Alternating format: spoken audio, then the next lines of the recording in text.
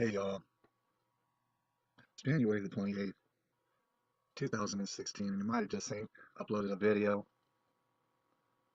and I was talking about the importance of fathers, and the reason I did this is because it was a word from the Lord, and you needed to hear it. You deserved to hear it.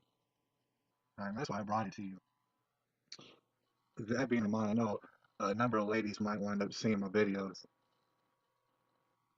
and speaking in generalities, ladies have sure been victimizing themselves as of late, so when you see my videos,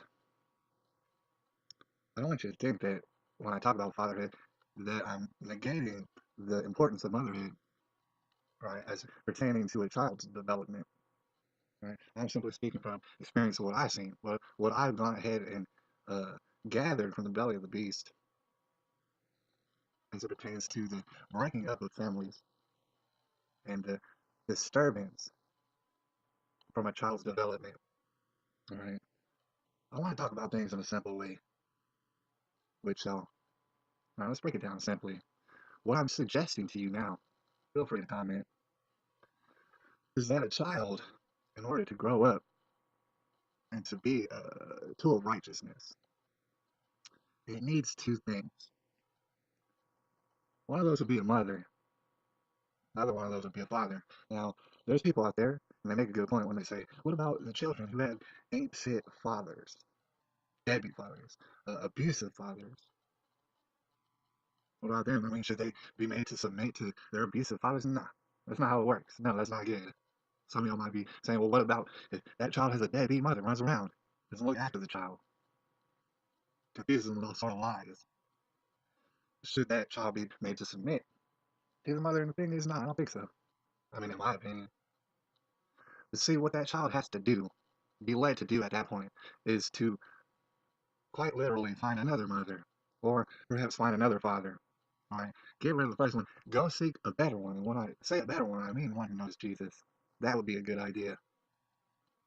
All right, and the thing is, we're not all so fortunate as to be able to find someone like that. So what about those children? What do they do? Well, what I have to say about that is that it's going to be rough, probably. All right, it's probably going to be a tough road for you as a child. But if that is the case, if you don't have a mother or if you don't have a father, it's quite simple what you do. If you don't have a mother, what you do is you seek the earth, you seek nature. And I know that sounds kind of out of left field, but it really isn't, because the earth is like a mother to everybody. It's where we all come from. We basically come out of her belly, the earth. So when you seek nature, basically you are seeking the mother.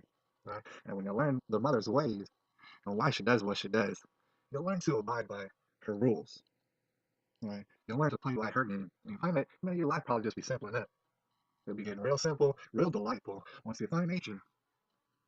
All right. And number two, if you cannot find a father, you can't find a daddy nowhere. What I'm suggesting to you is that you open the Bible, you're going to find Jesus. Jesus is going to be your father. And you're going to find out that you're going to turn out quite all right. You're going to be a good person, stand up person, if you just seek those things. However, if you don't seek one of the four things that I mentioned, well, you're not going to be having that easy of a time. It's going to be quite confusing. You're going to have no idea why you're cursed. And you're going to love lies. You're going to love lies to the end. You're going to hug them and snuggle on them on lies. That's what's going to happen. It's real simple that way. There is no getting around this. All right, the family is under attack. Christianity is under attack. Now, there's a lot of atheists. There's a lot of good atheists. There's a lot of good, all sort of people in all sort of religions. But especially going after these atheists out here, you like to pretend that there isn't a God and stuff. I'm talking to y'all right now.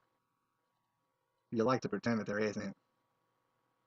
But what you're not acknowledging is that the human body, this goes for every human body, is an absolutely perfect instrument. And you might be saying, well, a lot of our bodies are all messed up. You got some pimples on your face and stuff. That's not perfect. But I'm here today to tell you that, yeah, actually, the human body is absolutely perfect. It's an absolutely perfect tool of worship. That's all that it knows how to do, is to worship. This goes for every single human being. So you might say, well, if you ain't worshiping God, then what are you worshiping? Because you're worshiping something. Bob Dylan said you're working for something. You're serving something. That's what he said. So let's figure out, well, what exactly is it that we're trying to worship here? Is it a successful formula written in a book for us to read and then we'll know how to do it? Or are you worshiping something else? Like, what are you worshiping? Anyways, it's January 28th, 2016. I want all babies to have parents. I want all babies to be born, to be honest with you, and to both have parents. That's what I want.